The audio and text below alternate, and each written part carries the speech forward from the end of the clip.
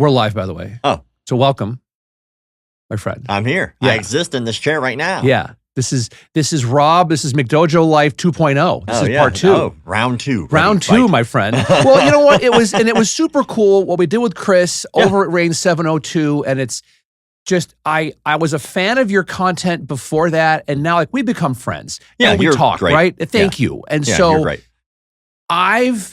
with the way that, and we've talked about this, the direction I've taken this thing now is less episodes with better guests. Okay. I dig that. Right? I dig that. Yeah. I really now like 1 or 2 episodes a month, but with people that just I adore. Yeah. And that we could just have really good conversations and we capture it on video. Yeah. Well, I was chopping it up before we started, but the last one that you did with Mackenzie Dern is actually really good. Thank you. Yeah, I really liked it. She's a very charismatic individual. Like, she's wonderful. Her. Yeah, great human. She is one of the happiest / most lethal people I've ever met in my entire life. I mean, especially out here in Vegas. I mean, we were just talking about this too. Like, it's the fight capital of the world. So it's pretty handy that you could have access to somebody like that who just exists in this space, you know? It's interesting. And to be a podcaster here is great because now it's all my guests are friends or referrals from friends. Which is great. That say, hey, I've got a buddy with a podcast. If you're in Vegas, give Jeff a call. And then there's a very good chance they come on. Yeah. I got lucky with one because I'm out here for SHOT Show. Me and Sarah were trying to figure out, for Bestie, the self-defense company, we were trying to figure out how I could work together with her. And so we're doing a 10-minute podcast, 10 questions, 10 minutes. That's it. We're calling it the hot seat. And so I'm just rapid fire 10 questions, 10 minutes, get out the seat, next person. And I love it. And you've got some amazing people coming on. Yeah, I got very, very lucky to have some really nice friends. And so when I see them, some of them actually were out here in Vegas and they're super fascinating. And so I'll try to refer them over here. Oh, and I think you. Some of them are amazing, dude. Like PJ, Overt Flow. He's like this incredible professional video game player. And for some reason, every time I go out of country, he just happens to be there. I've been like 5 times. Dude, 5 times I've been out of country and he just appears. I was in the Dominican Republic back in the day. And I was like at an all-inclusive resort, Dominican Republic, for karate combat, which is a different issue at this time. But when I went there, I just walked around the corner and there he is. I'm like, how the hell did you get to and I don't even think Karate Combat brought him out. I think he just happened to be there. Isn't that funny? Yeah. What's like the most random time? I have a couple of those where you've been somewhere like thousands of miles away from home and ran into someone that you knew. Oh man, that's tough. I think it happens more when I'm out of state. Because I know so many more people here in the States than I really do overseas, but yeah, I think it's happened in the States, or that Dominican Republic story is probably the one. Isn't that funny? He just appears. I'm like, how the hell did you get here? It was like a magic show. What the hell? Yeah. So getting back to the pod you're going to be doing at SHOT Show, do you have the questions already done ahead of time? Yeah, I'm going to do the questions ahead of time. They're going to vary. I'm going to have a couple questions that are a little more standard just because I'm curious of everyone's answer, especially Bestie Defense is a female-run company, and they definitely lean into the female audience, which is great because it's a pepper spray company. And so because of that, I wanted to lean into guests who had significant others or guests who were women, and that we could have those conversations and just be like, you know what? I think that, self-defense is an important thing. Most of the people I'm interviewing are from a self-defense or firearms background. Why not have them on the show and let's have a legitimate, quick conversation about what self-defense is to them?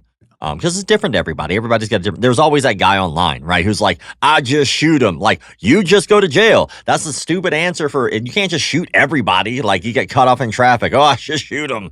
Like, buddy, you have Yosemite Sam? What's wrong with you? It's interesting that, and I do want to talk about Bestie Defense too. And I didn't tell Sarah this, but okay. I do want to get into that because I do want to do some clips. Yeah. I got you. Okay. Yeah. Just for her, for sure. Because I love her. Like, she's great. Yeah, she's a great human. I am all about being a dad of a stepdaughter and a daughter. Yeah. I am so pro woman-owned businesses, women entrepreneurs, women who just get out there and in the face of a bunch of no's every single day go, fuck you, I'm going to make this happen. Yeah. And she's doing that. Yeah, it's pretty cool. Her and I talked this week, and I'm like, God damn it, kiddo, good for you. Yeah, I mean, she got like several patents. Like, I don't have a damn patent. Like, you know, right? She got several patents. Right. You know, she was able to build the company from the ground up out of nowhere and like enhance something that hadn't been touched since its conception. Like, I've never seen pepper spray actually be modified in a way that was better. I've seen them try to, you see a lot of companies who try to make pepper spray. They'll like, we want to make it for women, and they just turn the packaging pink. Yeah, because that's what all women want. They just want pink shit all the goddamn. No, they don't. Like, you know, it was a very thoughtful thing. Like, I pressure tested it, so I got to show you the video. Did I show you this? No. Yeah, we legit pressure tested it. So I wanted to put it through the ringer, and you know, I was very honest when I did that. I was like, if it sucks, I will have to say it sucks. Like, my entire career is based off of something's bullshit. I will say it's bullshit.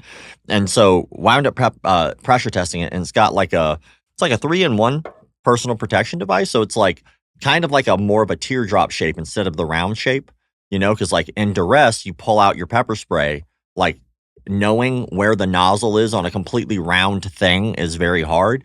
I've seen videos online of people even pepper spraying themselves, which is wild because they're in duress and they just hit the button and they squeeze and it happens. And so it's got like an impact device on the bottom of it. So it's like a wedge, and it was like designed by an aerospace engineer, which is even more insane. So like, so that impactor, you know, after you hit somebody with pepper spray, it's going to take, I don't know, like for me at least, it was 10 seconds or so before it actually started to put me in a position of duress where I was like, hey, you got it, I'm done. Wow. But if I had 10 seconds, that's a long time in a fight. So if I got a hold of somebody in 10 seconds, I don't need to see you anymore. I can just start raining down on you, and like, because now I'm also hurt. So now I'm going to feel the need to hurt you even worse because now I'm in pain and I know I have a limited span. So that impact device, once I put my hands on somebody and they start stabbing me with that, probably going to wind up letting go. It's not going to feel good. Or if you're in a place that's confined, let's say you have to pull out pepper spray in your car like an Uber driver. Well, if I pepper spray in this car, we're all getting it, like, which sucks. But if I stab you with this thing, it's less than lethal. I don't necessarily have to put myself in that position. Or an elevator or a tight space, whatever that tight space may be. So like, it's a very interesting concept. Yeah. And the personal protection device, like as soon as you deploy the pepper spray, there's 3 different formulas. It's also on like a 2-year subscription service. So like every time, because pepper spray runs out, like, or it expires. So when your pepper spray expires, you just get sent another one. It just automatically gets sent to you and you just replace it, which is great. And then, of course, an alarm goes off. So as soon as you pepper spray somebody, alarm goes off in your hand to alert people that something's happened. So I love that this is going to turn into a commercial for a female pepper spray, and it's you doing all the talking. Like you're like the spokesmodel of. Well, Bestie like Defense. I genuinely like the product. It's a great product. Like, and I'm usually no bullshit when it comes to stuff. So like when it came to like this product, I tested it. We went through. We got a bunch of meat, like slabs of meat. And I went to go stab one time in each slab of meat with one stab while I was sitting. So no leverage, nothing. And I put holes in all these pieces of meat, and we got a rack of ribs. And so I hit the rack of ribs, and it actually chipped bone off the ribs. And that was without me standing and turning my hips and moving my body. It was just me arming it. Went through a coconut. And fun fact, coconut has the same density as a human skull. So if you can go through a coconut, and go through somebody's. Adios. Yeah, exactly. So pretty cool shit. It's very cool. Yeah, it's very cool. I want to talk to you about, and this is something that Rogan talked about this with on his podcast. That I mean, I'm 56 and have gotten in a couple tussles when I was younger. I think we all go through that phase. When you got in a fight back in like the 80s, 90s, like a bar fight. The odds on the other person knowing martial arts was pretty low. Like I remember a buddy of mine who's a really tough, Frankenbergia. Shout out to Frankenbergia, one of the toughest guys ever that I went to St. John Fisher College with in Rochester, New York. I mean, hopefully he didn't commit any crimes. You're like, his name is. Yeah. No. He lives at. He's good. He's good. But he would always tell me, Fargo, the only person I'm ever afraid of is a wrestler.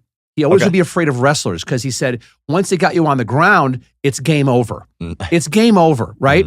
Nowadays, there's kids in mixed martial arts, Brazilian jiu-jitsu from almost like out of the womb. And so when you're going into, by the time it's 4th, 5th, 6th, 7th grade, and they're starting to develop like now, you hit puberty and you're starting to get some like muscle on you and you get into junior high school and 9th grade high school, and there's a good chance you fuck with somebody, you could be fucking with the wrong guy or girl.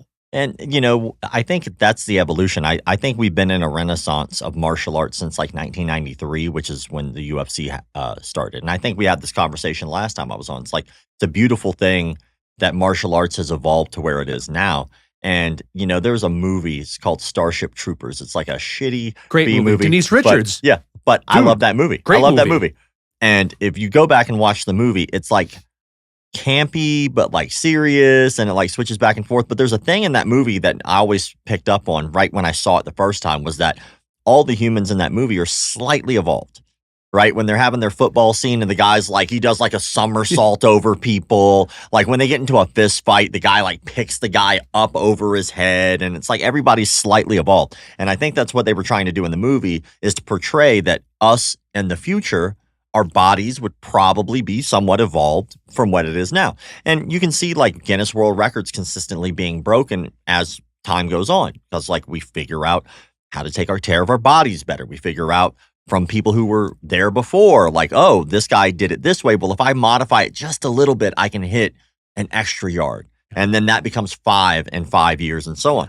Well, it's the same thing with like fighting. Somebody came before you, which is literally what the word sensei means, the one who came before. So they came before you and they made a bunch of mistakes, but they also did a bunch of stuff right. So by the time you become a student, you go, I ain't doing that shit, but that stuff's good. So I'm going to do that. And then you evolve it. And so I think that that's where we're seeing like people, and especially in school. I mean, you're getting these like 5-year-olds who are absolute animals, but that's because we've been able to tighten up our teaching. We've been able to understand how to make people better. We understand things like CTE better than we used to. We understand how to make our training safer and more efficient, so you'll get like, if you go on YouTube, there's just so many kids who are just like 30-year-old animals. It's like, how are you 5? Like, you're moving like a grown man. That is terrifying. When you become 18, if your knees are still good, you're probably going to mess up everybody in the room, It's something. When I was talking with Mackenzie, we had a great conversation about, I said to me, I've never practiced jiu-jitsu. I've watched a lot of it. But it's like you're playing chess, right? But it's like you're playing chess with somebody else's body, with leverage and angles and pressure points. What that has to do with the evolution of a young child's mind, to help them become a better person, because you're being physically active, you're challenging yourself, and you're thinking 3, 4, 5 steps ahead of the actual move you're trying to apply, or in defense of the move being applied to you. And while the person who you're rolling around with is also trying to do the same thing to you. And it's weird because like when you do jiu-jitsu, especially like when you're doing like live training, every time you get into a sparring session with another human being or rolling, but every time you're having a sparring session, even if you're with the same person, the likelihood that you are going to put your hand in the exact same spot and they put their hand in the exact same spot, and you're going to have the exact same roll. It's like little to not, right? And at high levels, you'll put yourself in those positions on purpose. You'll be like, okay, I know I want to get to here, but I'm here. So how do I always end up here? And you'll practice that, right? But ultimately, every time, it's like a Rubik's Cube that is completely different every time. And it also is trying to kill you.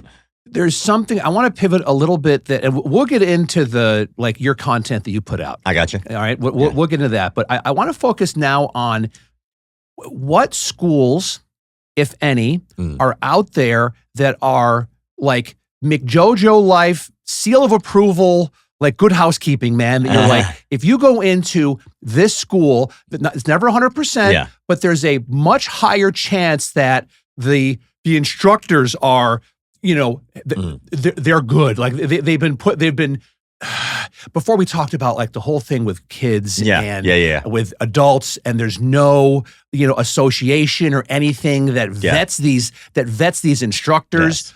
Who is it? What martial arts academies or brands do you personally recommend? And well, before I get into that, I want to double down on what I said before because that was hilarious. And like me and you were texting back and forth about it. And you were like, do you want me to take it down? I was like, no, fuck them. They're wrong. They're just wrong. Because I said, and I will say it again for anybody who did not hear it louder in the back. There is no regulatory body in the United States that will tell you what you can and cannot do when you open a martial arts studio in the United States. There is no requirement whatsoever. Anyone can Google this. It is very easy to do, right? And if you don't take the time to Google it, that's on you. You will look very foolish when we talk in the comment sections, I promise you. There's no regulatory body at all whatsoever to open a martial arts studio in the United States. There's no regulations. You don't need background checks, CPR, first aid. You need nothing. You don't even need to know martial arts, right? Now, if you're going to go into a sport of boxing, you might need to go through USA Boxing. If you're going to the sport of USA Wrestling, you might go through USA Wrestling, and so on. None of that is required to open a martial arts studio. And then there are people who also had well, if you're going to open a martial arts studio, you're probably going to coach. You can just go coach. Who said you had to put your people into well, he's a wrestling coach, so he's probably going to put his people into wrestling. Maybe not. Maybe he's claiming to be an MMA guru and he just puts his people into an amateur fight, which anyone can do. But the issue isn't them going into the sport. The issue is the people who are not going into the sport. The issue is the people who are going in, who have extreme backgrounds that have done horrific things. No one's done any checking on them. And then all of a sudden they turn around and they do something bad to an adult or a child sexually. And they've already done that to other people and they have a track record of it. And no, you cannot predict the future. There's no way to predict the future. I can't go, this guy's got a clean background. He's never going to rape.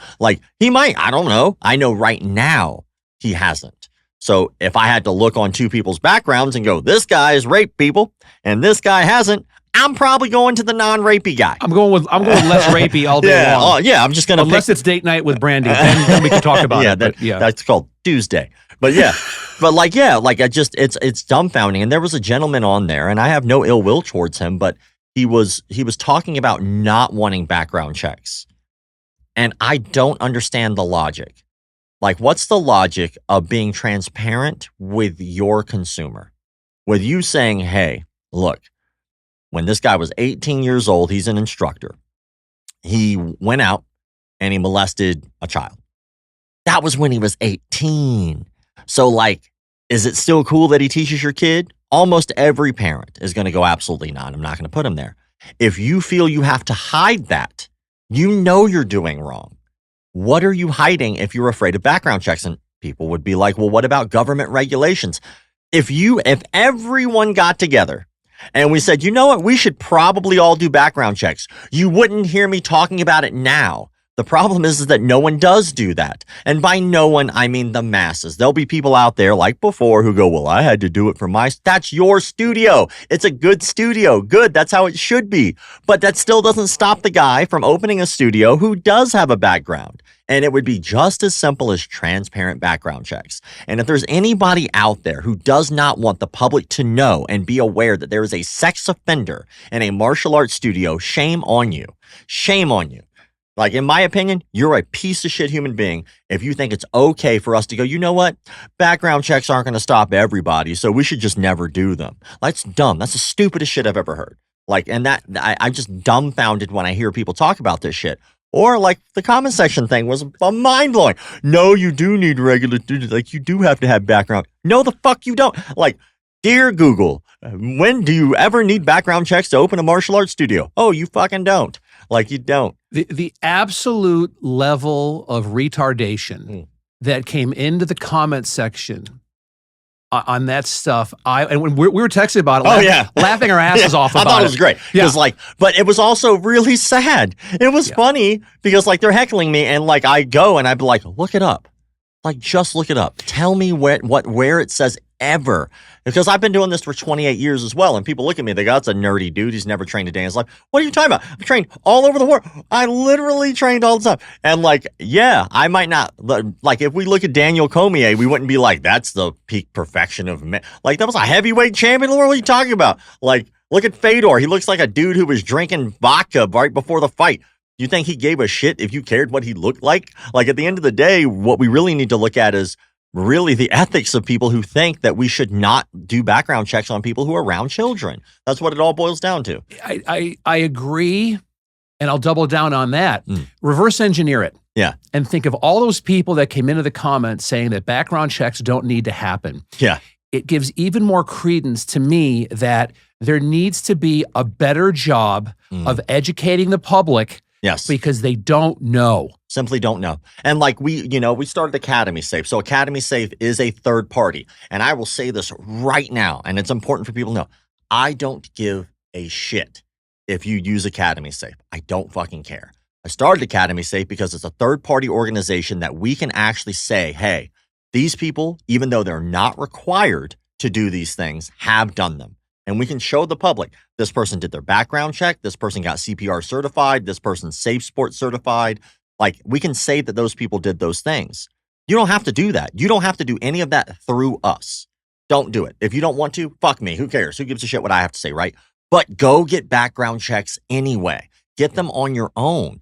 Go get Safe Sport certified on your own. Require it of your people, because if that stuff was not as rampant, I wouldn't have to do stories several times a week about it happening all the time. And like, there are a lot of people who do have blinders on and go, well, that never happened to me. I've never heard of that. Well, that's because that's not what you do for a living.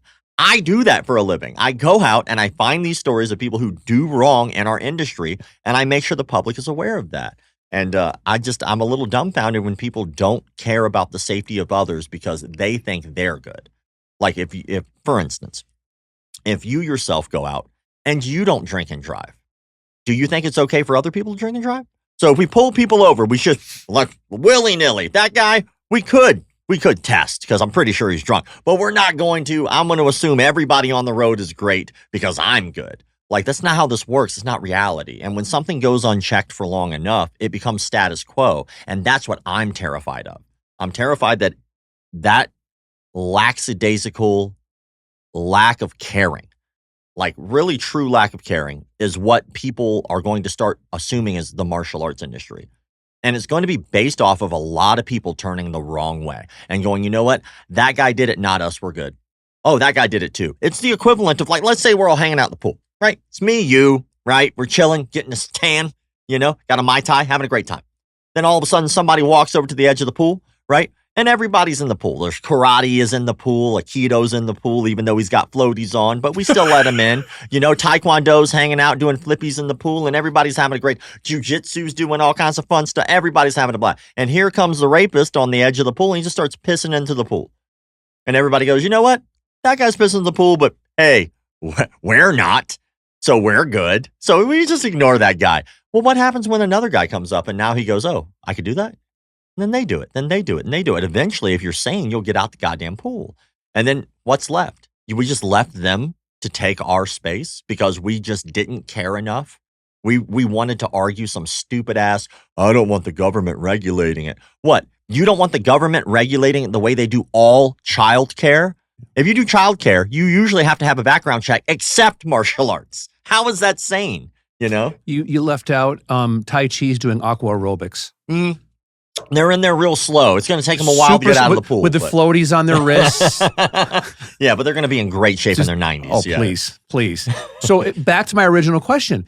What martial arts brands do you support and endorse? I don't look at it that way. I truly don't. And I wish it was that easy, right? Let's say I said art. Let's say the brand is art. Let's say it's jiu-jitsu. And I go, jiu-jitsu is where you need to put your kid. Again, it's unregulated. So if I said jiu-jitsu and your kid gets raped, do you really give a shit that he's really good at doing a triangle choke on somebody? Do you care that he's more efficient as a street fighter if he's already getting harmed inside his facility? Or let's say this. Let's say that jiu-jitsu instructor or wrestling coach or any martial art, right? Just naming the ones that most people are aware are effective. Let's say it's a Muay Thai coach. And let's say he's abusive. Like, I did 3 or 4 stories, I think, last year of kids who were murdered by their martial arts instructors during class with parents in attendance, which is insane to me. One was a sumo instructor, or not sumo, I apologize, sambo instructor, not the same. And he was mad at his students and on camera, like, swept his students so hard that one of them landed on their neck, broke his neck, and died Okay, so what? He did Muay Thai, so we just think Muay Thai is on the pedestal? No, we need to look at the individuals and the instructors, and we need to pay attention to them. Doesn't matter what art they do. Would you give two shits if the piano teacher what was teaching your kid didn't have a clean background check? Wouldn't that bother you? But we don't even look at martial arts like that. And so or let's say it's a franchise. Let's say I say it's a certain franchise. Let's say some people are against Gracie Baja, or some people are for Karate America or against it, right? Everybody's got their thing. Or let's say it's 10th Planet, because most people are like, oh, 10th Planet's legit. Again, what happens if that instructor is a lifelong criminal and he just steals your money and closes the gym? Would you give a shit that he taught you good jujitsu? Like, you just got defrauded. Like, there's certain things that are much more important in our life than being able to fight another human being well. And if you're in fist fights all the time, you might want to go to a therapist. Learning how to fight is good, but learning how to fight is exactly identical to learning how to swim. Hear me out. They're the equivalent of importance. If I get tossed into the deep end of a pool and I don't know how to swim, what happens to me? I die. Yeah. If I get tossed into the deep end of a real fist fight on the street and I don't know how to fight, I could possibly die, right? Now, some people get lucky, right? I get tossed in the deep end. Maybe I get lucky to get to the edge. Some people do. Maybe you get tossed into a fight. Maybe you did okay, right? You might not even, your confidence might be through the roof, right? But like ultimately, they're they're just as important, because do I need to know how to swim right now? No. Yeah. There's no water. I would be weird if I just started swimming my way to the bathroom right now. You'd be like, what the fuck are you doing? Why don't you just walk? Like, because I swim. Like, I'd be like, what about fighting? Do I fight all the time? If you do, you're an asshole. Like, training is not the same, right? So if you're constantly getting into fist fights as a human being, you need to look inside and go, why am I doing this? So do I need to know how to fight right now? No, that would be weird. And I'd get charged with assault, and then you'd beat me up, and then I'm fragile. I bruise like a peach. You know what I'm saying? So like a peach. So like when it comes down to it, knowing how to swim and knowing how to be efficient at violence are equal importance, because if you don't know how to do them when you need them, you will die. And correct me if I'm wrong, and I want you to. But also, side note, you don't need to know how to do those things all the time. You need them when you need them. Heard. Yeah. Heard. What troubles me as a parent is that, and maybe you can, like I said, correct me if I'm wrong, but you can't even say with confidence to say, you know what, Jeff, Gracie Jiu-Jitsu in Huntington Beach, California, they've got a couple schools there. 10 out of 10. They vet their instructors. They do criminal background checks. They do everything. You can't say that, though, can you? No, because ultimately it boils down to a lot of factors, right? What do you want out of this as a student? Oh, by the way, I'm not like, and I'm going to get shit for that, what I just said. I'm not picking on Gracie Jiu-Jitsu. It's just the first one that came to mind. I don't know if they're in fucking Huntington Beach. You know, the one. Jesus Christ, the comments. Oh my God. The one that I like is probably Steve's All-You-Can-Eat Chinese Buffet and Kung Fu Emporium. You come for the Kung Fu, but damn it, you stay for the egg rolls. So, you know, they're out there, I'm telling you. But, you know, when you go to a martial arts facility, when you go, you have to set yourself goals. So like, let's say your goal is you want to become a professional boxer, and that is your goal. I would not recommend a jiu-jitsu gym for you, because that's not your goal. Let's say your goal is to lose 30 pounds to get a gastric bypass surgery, so that way you can get the gastric sleeve or bypass, right?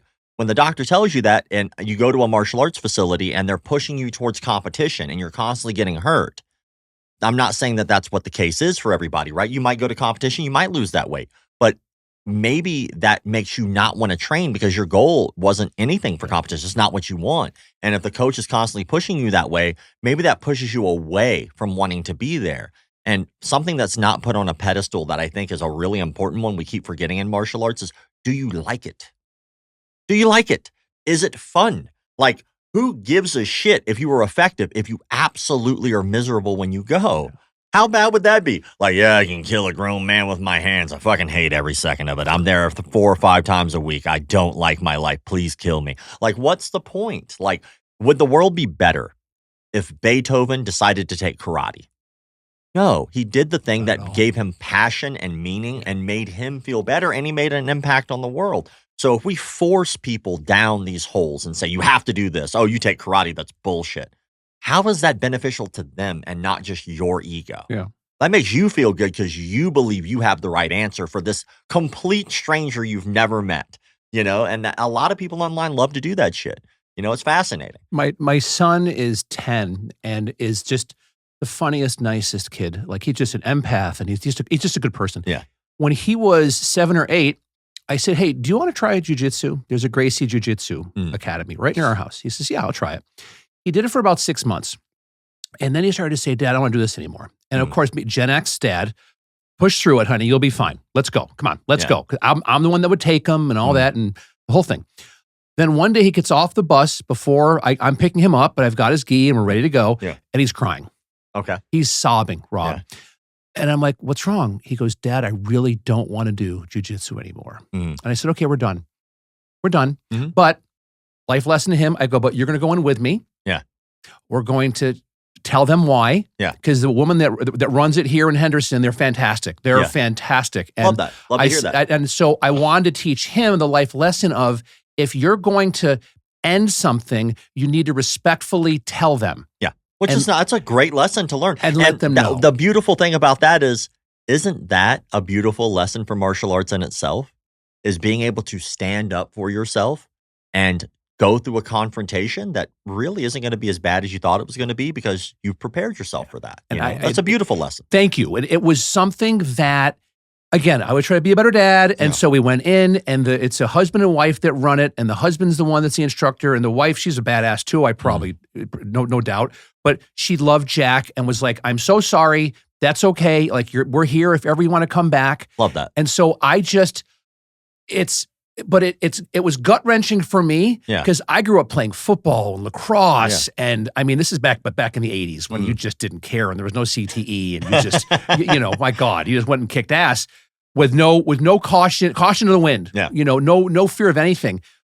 But it's hard as a parent because after we've talked, now it's like, there's no regulatory body, for martial arts as a whole in the United States.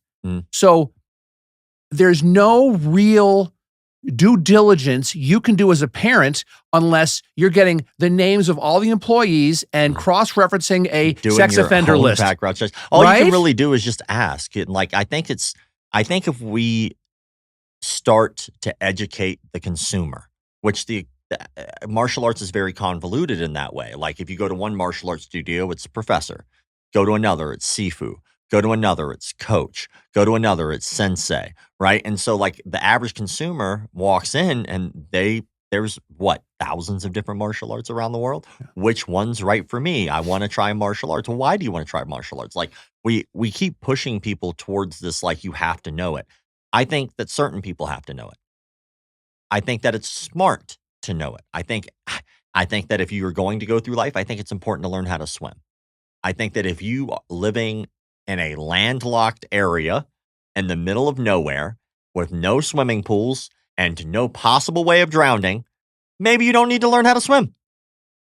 But like life, we don't get to dictate and pick and choose who, when, why, and how we fight another human being. All we can do is exist and hope it doesn't happen. So I think people do a disservice to themselves by not at least learning some. But at the end of the day, if that's not for you, that's your choice as an individual, and that's okay. Do the thing that makes you happy. I mean, shit, I could die of an aneurysm right now, and I would be so pissed if my last moments were like, fuck, I really wish I didn't come to karate. Dead. Like, how bad would that suck? That's go do the thing that makes you happy. And like, it's true. If some douchehole on the fucking internet goes, well, you don't know what you're talking about, then fuck you. Like, that's how you're spending your time. Like, I get to talk to a good friend and we get to have a conversation. And if other people want to listen to that, that's cool, But if they come in and they chime in with some bullshit, I'm available. I go live all the time. Anytime someone talks shit to me, I'm like, hey, we can go live and we can have a conversation about this. I'd love to hear your point of view. And it's always crickets. I love how approachable you are, because that's like, at the end of the day, the ones that run and hide after they give their opinion, there's something going on where you double down where, I mean, you got a monster audience online. You get in and mix it up in the comments. You are replying to people. You're going on lives just to say, hey, come on, talk to me. Yeah. Right? Absolutely. 100%. Like, and it's not a vindictive thing. I believe a couple things. One, my audience is what helps me pay my bills. They pay my bills. Like, they're the reason I have sponsors. They're the reason I get to do this for a living. Like, I love my audience. I don't give a shit if they love me, because at the end of the day, my audience is still paying my bills.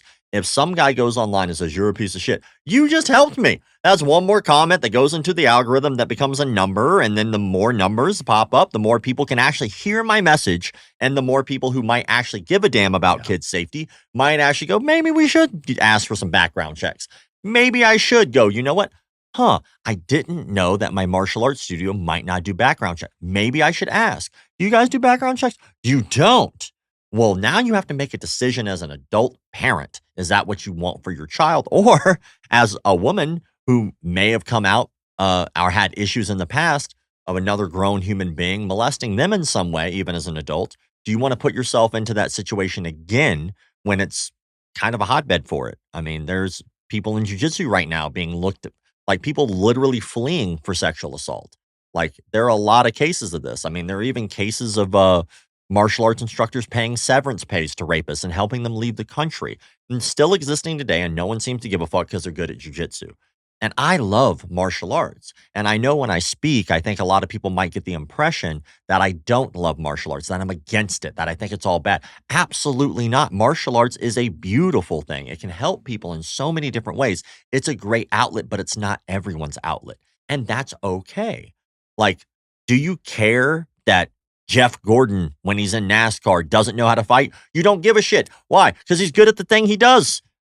You know, like, let the people do what they want to do. And to what you were talking about earlier, I think it's a wonderful thing that you allowed your child to make a decision. That's what we have to do as adults. As an adult, when you don't want to do some shit, you just don't do it. And then there'll be people out there like, you got to push yourself. Like, why? I'm eventually going to die. Like, why wouldn't I want to be happy? And like, will I reach, like, everybody's like cyclical, right? So you're going to wind up going through like these ebbs and flows in your life. Maybe you did have a bad spat with food, bad relationship. Maybe you did gain the weight. Maybe you did lose the weight on your own accord. But you know what didn't probably help you? Was some random stranger online calling you a piece of shit human being. I guarantee you that probably wasn't the catalyst for you to want to make a change. It was probably something that you felt was right for you. And it's the same with anything. Do you want to learn how to fight? Go for it. I hope that you go to an environment that is nurturing and allows you to feel loved and feel great when you train and want to train, because that's what makes you better. Not a coach beating the fuck out of you. It's not somebody calling you a piece of shit. It's not somebody saying that you need to try harder. What it is somebody gave you a feeling that you love and you want to feel that again. So you chase it. You train and practice on your own. You do the extra hours. You work a little extra hard because there's a feeling you're chasing that makes you feel good. And like, look at champions. You think champions win like titles and go, I hate my life so much. They might, because they might be doing some shit they might be good at, but not like. Like, and why do we do it? Because somebody else pressured you? Fuck them. Like, do what makes you happy. How old are you? 40. God damn, I'm old. Please. I have t-shirts older than you. I wish I had that insight when I was 40, because most people don't. You know, I didn't get it until I met my wife. Like, and that was 3 years ago. Like, to be at a point where if I'm like, because I'm Gen X, keep pushing through. She's like, stop. What are you doing? Yeah. Give yourself grace. Stop it. Right. And so for you, more people need to hear that it's okay not to push through something. I think we get so preconditioned by people that say, I got to grind. Fuck grind. I don't want to grind anything. Like, except my wife. That's it. At my age, I grind something, I'm going to break a fucking hip. Please. I don't want to grow. I don't want my work, my social life, my play to be a grind. Yeah. Right? Like, I've started about a month ago. I walk 4.5 miles 6 days a week. Yeah. Love it. Yeah. I love it. I was talking to Sarah 2 days ago. Yeah. Like, I talk to my friends. I listen to podcasts. It's wonderful. And that's the joy of living in Las Vegas. You can do it year round. Yeah. Right? True. It's nice. So I love that, but it's not a grind. I'm not like, I gotta go for a fucking walk today. Fuck you, Jeff. the day that becomes a grind, I'm done. I'll find something else to do. Well, I mean, our life has so many things that we can accomplish. There's so many things that we could do. Like, I think that if you're a person who wants to do that, because you know at the end of that, there's going to be a result that's going to equal a feeling that you want, do that, right? Like, you're going to college and you're trying to chase a doctorate. Yeah, there's going to be days that you're going to grind. You're making a conscious decision because you're trying to get to the end goal. But a lot of people are just grinding for the sake of fucking doing it because they think that's what they need to do. Do the thing that makes you happy. Like maybe it's a hippie fucking thing. Funny enough, I'm not liberal at all. But like maybe it's a hippie way to think. But at the end of the day, like I think our happiness is much more important than someone else's opinion of how we should be happy. You know? Well, and you look at social media now, where that's where kids are just looking at other people that it's fake. Those people are usually the Lamborghini's usually rented, y'all. Just so you know, dude. I just moved to LA. So glad you said this shit. So I just moved to LA, and I moved out, and I've been working on my documentary and like just living life. And if you go down Rodeo. Right? Go down Rodeo Drive. You will see the most beautiful cars, right? Like these like Lamborghinis and Porsches and Mercedes just lined up. And every time I walk down there is somebody taking a picture of someone else's car. Every time. There's always somebody doing that. The internet is a playland. It's not real. It's a thing. That avatar, no one puts their worst fucking photo. A lot of people don't even put their real photo. Some people put memes. Like it's a fantasy, and like it's not real. And a lot of the comments are bots. There's a lot of that too. I've seen. Like I think it's a dumb. Like I get what people are looking for is that perception, but like that's faker than that's about as fake as it gets. Yeah. Like if you had to buy your followers. Do you think that fake bot's buying a t-shirt from you and helping you pay your bills? Do you think that a sponsor is not going to want to look at your analytics and go, well, let me see what these really are? Like every sponsor I've ever had wants a return on investment. And if you bought a bunch of bots and then you go to a sponsor and you're like, hey, I have all of these followers. And now you're committing fraud, in my opinion. You just lied to people who are going to pay you money and you cannot provide the service you said you'd provide. That's horseshit. There are so many people that are, and I've outed people. I'm open about that. That's my thing that I do. We talked about this right? too. We talked about this, yeah. We have. Yeah. That there's podcasters, there are coaches or influencers that come off by saying that they have, 4, 5, 6, 10 million followers.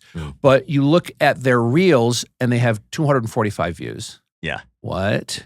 But somehow, some way, they have sponsors. Like that part I don't get. But again, whatever, I just do my thing and it is what it is. And I'm au naturel, full Monty. Yeah. I don't pay for a thing. Yeah. My audience is like you. My audience is my audience and that's it. Some do great, some don't. Don't give a shit. It is what it is, yeah. I care about having good conversations, and if the audience comes in and likes it and grows, great. If they don't, okay, fine. Yeah. Give a fuck. But it is something that nowadays with kids are looking at, these air quotes influencers. Yeah. That it's someone that's in their mid-20s that's had a ton of plastic surgery done already, and she's getting her photo taken in front of somebody else's Bugatti on Rodeo Drive, acting like, oh, going out for, Jimmy Choo is calling. Give me a fucking break. And I think that there's starting to be a backlash to that kids are smart. Like my stepdaughter, my daughter, they're smart and they know what's going on. And a lot of times, like, yep, they're still on TikTok and looking at all their shit. For sure. But also there's times that they're like, I'm done with the phone. I'm done. I'm going to go do other things. Yeah. I mean, I think that the pendulum swings both ways. Like, interesting enough, I was talking about this the other day with somebody, and we were talking about how the new generation doesn't really seem to go out and drink.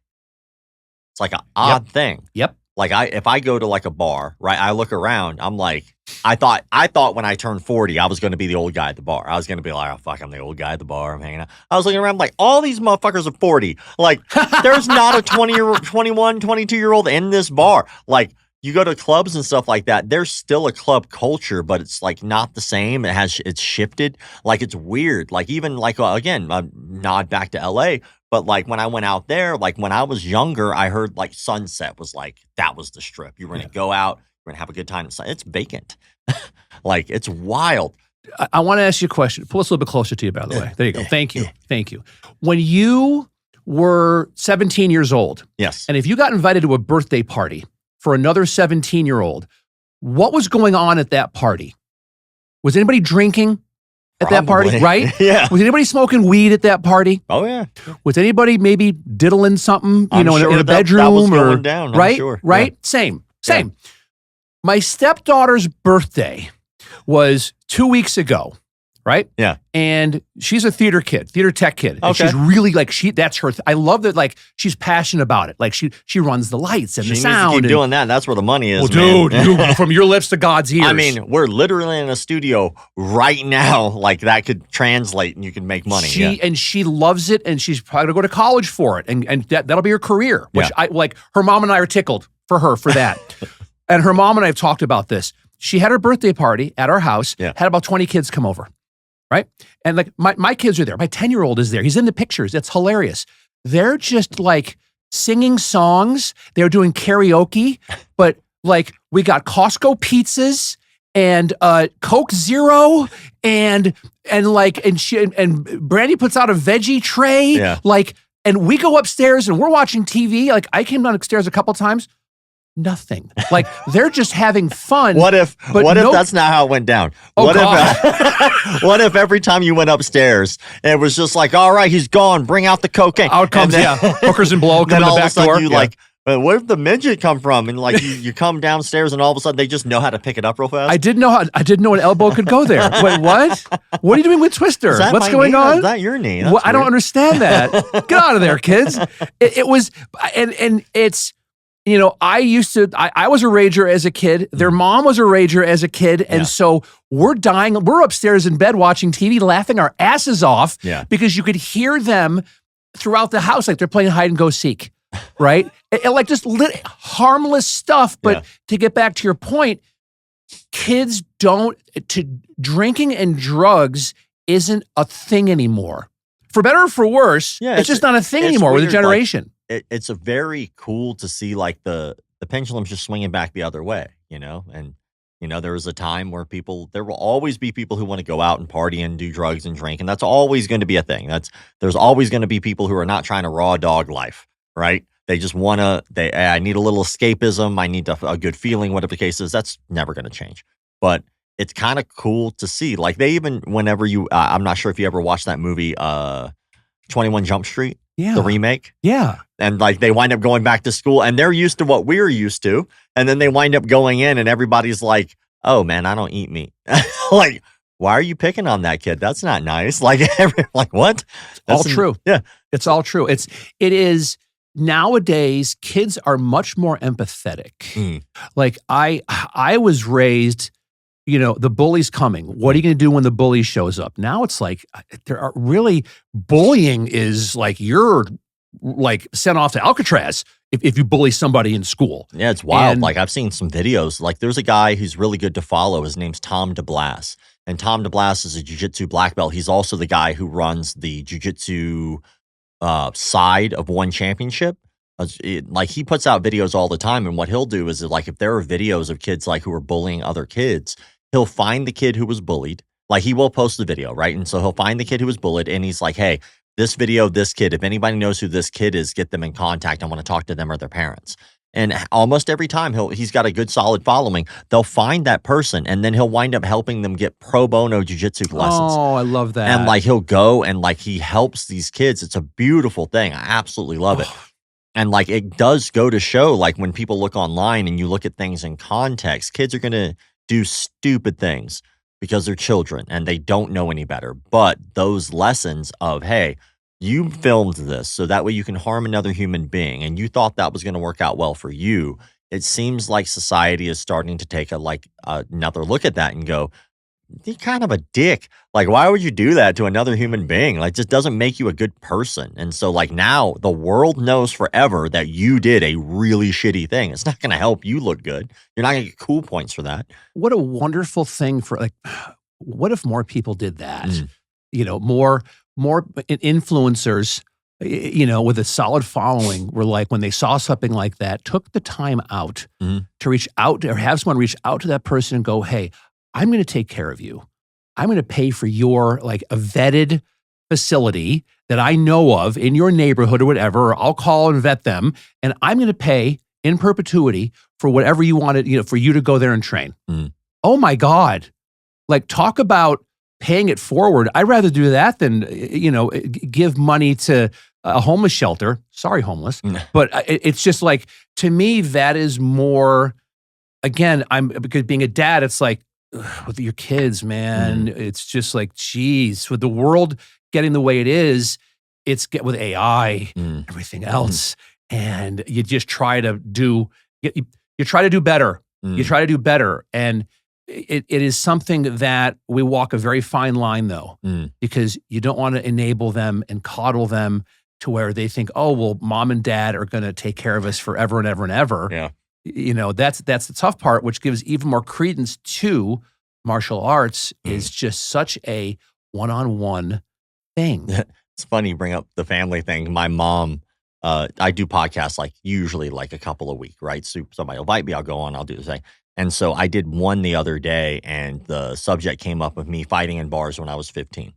And which I did. I fought in nightclub bars when I was 15 for what was called patron boxing. And I think we talked about this on the last episode a little bit. And so anyway, I did the podcast about that, and the subject came up, well, how the hell were you able to do that? And the guy who ran the promotion just basically said, you need to get your mom to sign this waiver. And my mom signed the waiver. And they were like, oh my God, your mom signed the waiver. And the way that they said it, my mom watches every one of these, by the way. She watches every podcast I've ever been on. She's a super supportive lady.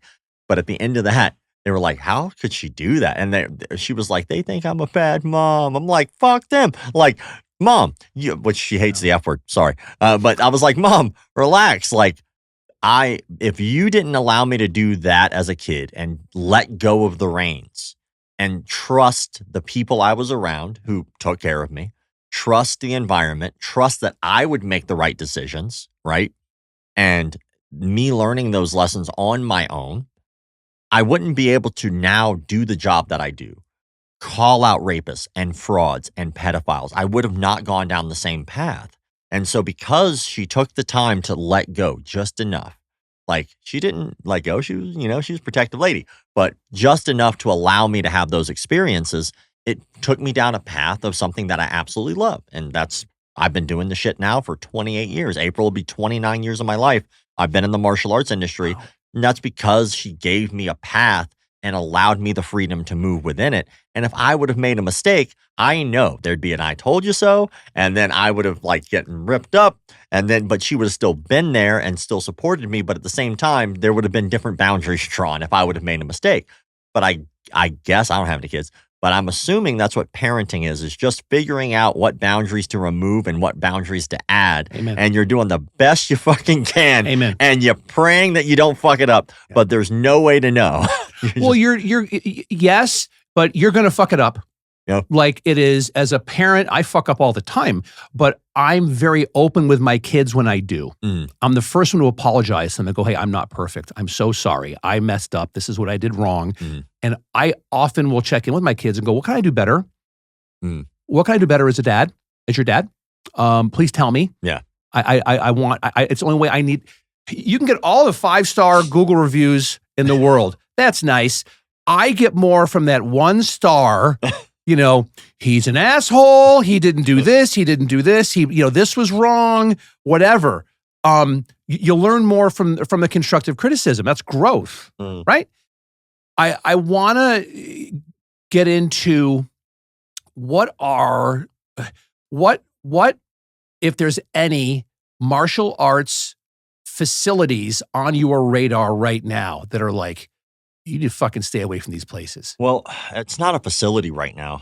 There are facilities out there, and like to I like to do my stories before I name them because I like to make sure I don't get sued. Absolutely. But I guess I got two for you. I got an organization and I got a martial arts studio. So I talked about this before on the last time, but now we're moving forward and he doesn't know this yet. And I pray he sees this because it's going to be gold if he does.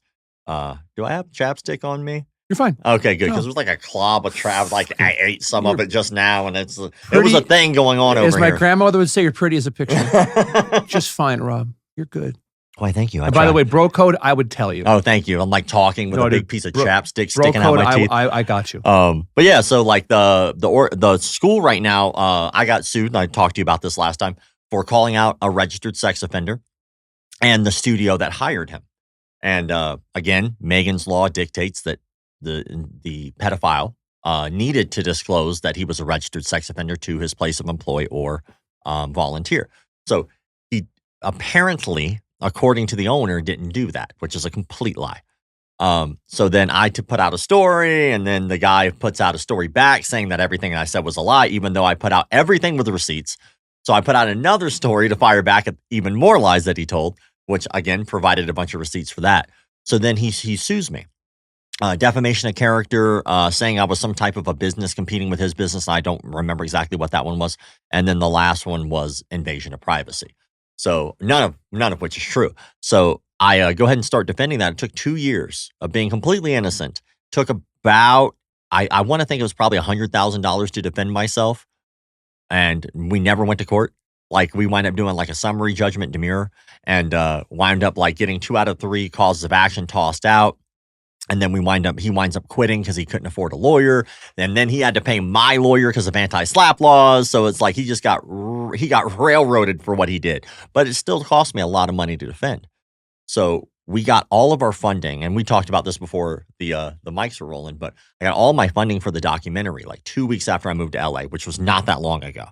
And, we got a fantastic team. One of our executive producers, his name is Paul Geller. Paul Geller is a monster of a litigation attorney. He is good. He's damn good. And he got another litigation attorney to come on board as an EP as well. I don't remember his last name. I'm sorry, Chris.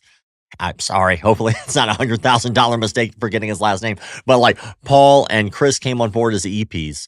Jocko Willink came on board as an EP, which is a huge name in the industry. And then we got another silent EP to come on board. So we were able to gather all of our funding.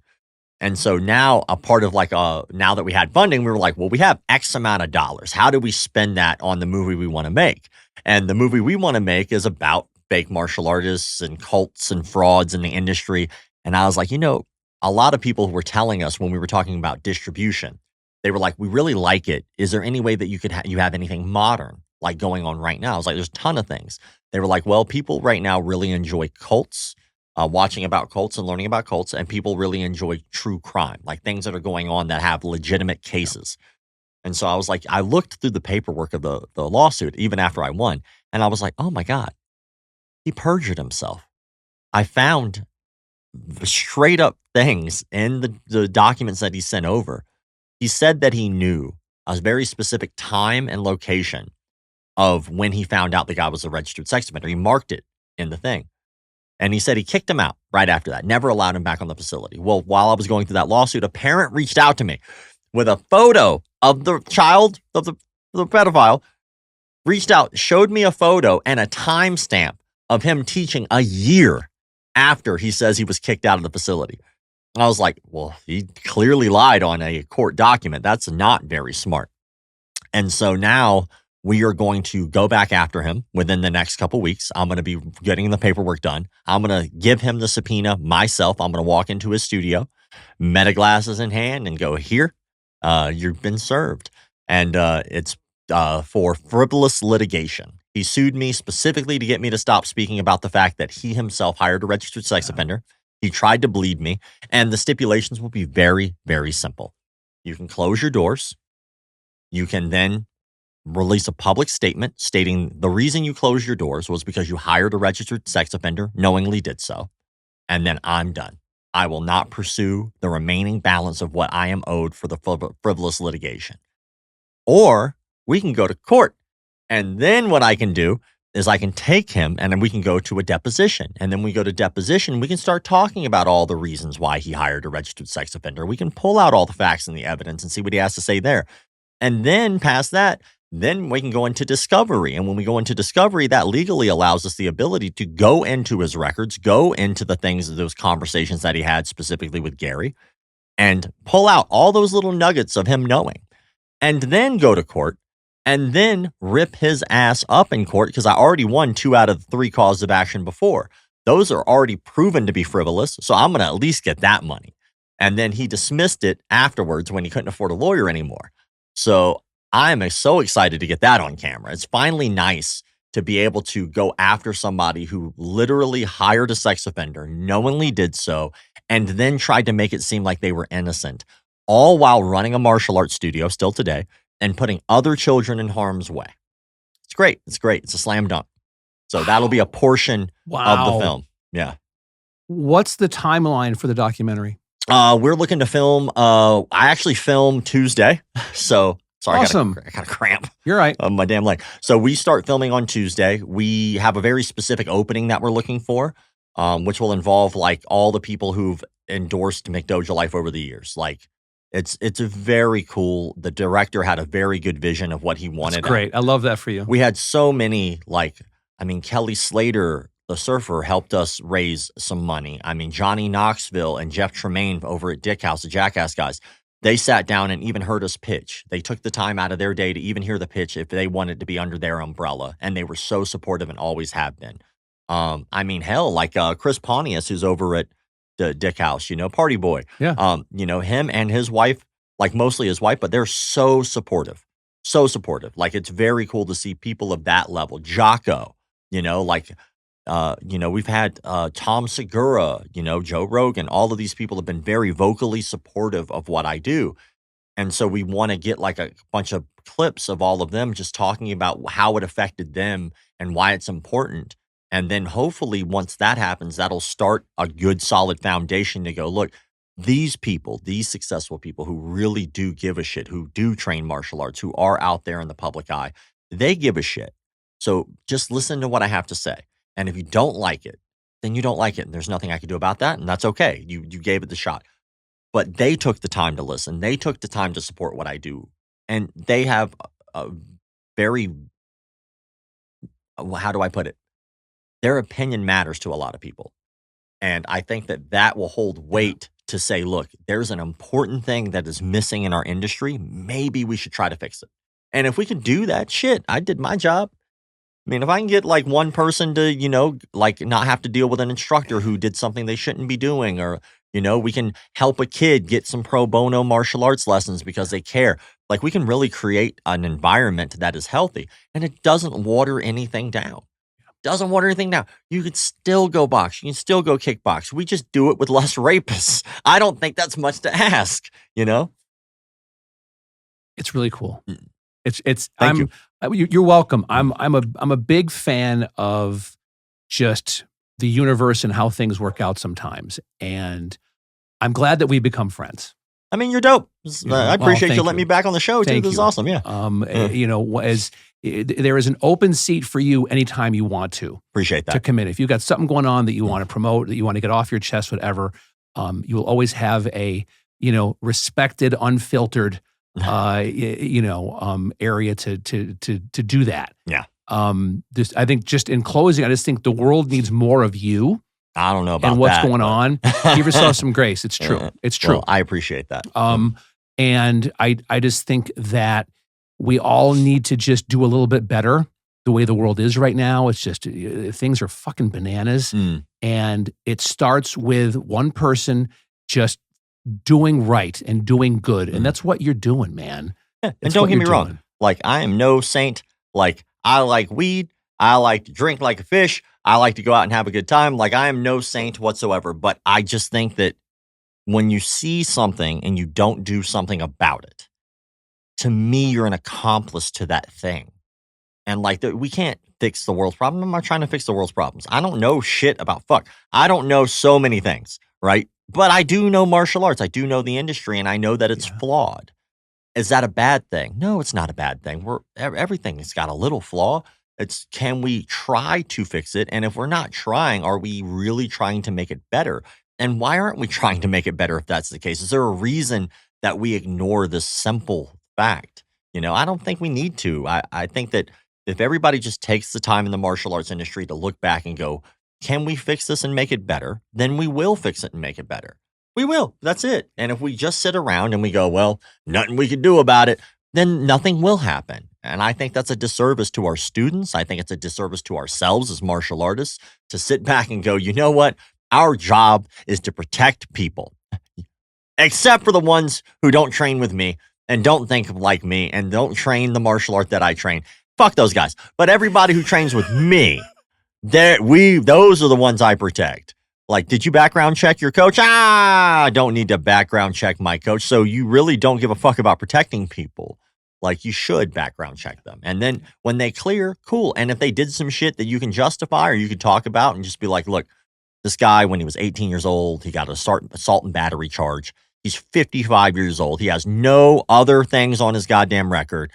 I don't think most people are going to give a shit. But if you have somebody who's done something that horrendous, like really bad, and then they turn around, you should allow the opportunity for being clear and honest to your consumer to give them the opportunity to say no. And if they say no, they have the right to do so because they at least are on a truthful conversation with you, I love it. Thank you, my friend. Thank you. This has been fantastic. Yeah, thank you. You're the best. You're the best, man. Yeah. Is there anything else we haven't talked about that you want to talk about? I'm trying to think. Man, everything right now is like all about the documentary. It's been 5 years. It's 5 years. Yeah. I mean, it's insane how long it's taken to actually get here because you hear a lot of people over the years go, man, I really love this idea. That sounds great. You're like, cool. You want to invest? Not for me.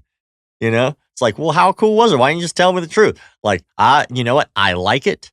I'm not investing, but maybe I'll get somebody who is because maybe I know a guy who knows a guy. And like, that's basically what it became is us just I walk up every day to like try to find investors and then you just hear, no. Like, but they don't say no. No in Hollywood sounds more like, man, this is great. We think what you got here is gold. You know what you really need to do? We need to have another meeting in about 6 months to a year. And then when that happens, we're not going to actually speak to you. What we're going to do is not answer your email. And then this conversation meant nothing and we wasted all of our times. That's what it really is. And you do that shit over and over and over and over again. And eventually you just figure out like, you know what? Fuck you. Like, I'll do it myself. I will figure out a way to do it myself. And you just keep going down the road of no. And then eventually you find somebody who's like, you know what? I will. And that's all it took. That's all it took for us was to hear 5 years of no.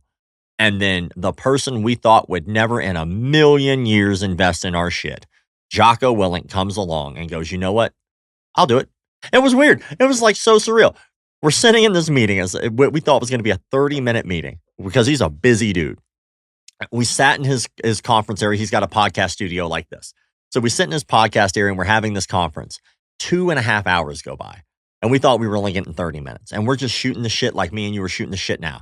Having a great time talking about fake martial arts, talking about frauds, talking about what we had already filmed on the shitty budget that we had at that time. And then on the way out, I love my director and he's very justified in what he said, but I just disagreed.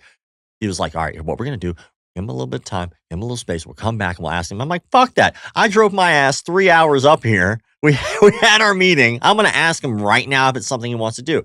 I don't know if they're gonna. I was like, I'm doing it. So I turned around. I was like, hey, man, is this something you want to be a part of? And he just shook my hand and he said, I can't pay for the whole thing. He goes, but I will help. We shook hands and he has stuck to his word shit. When he did that, I think that was almost 3 years ago now. He shook my hand, looked me in the eye, and he has stuck to his word with every no we've had. He was like, just let me know when you get the funding. Let me know when you film. He never wavered. He never moved. He was still been with us. Great. And because of that, we got our other investors years later, and those investors now are hyped up, and now we can actually film and make a movie. And then all those motherfuckers in the comment sections are about to learn that no, you don't need anything in the martial arts industry to start a school. You do not. It's insane. Thank you, my friend. Thank you. This has been awesome. Thank you. Thank you.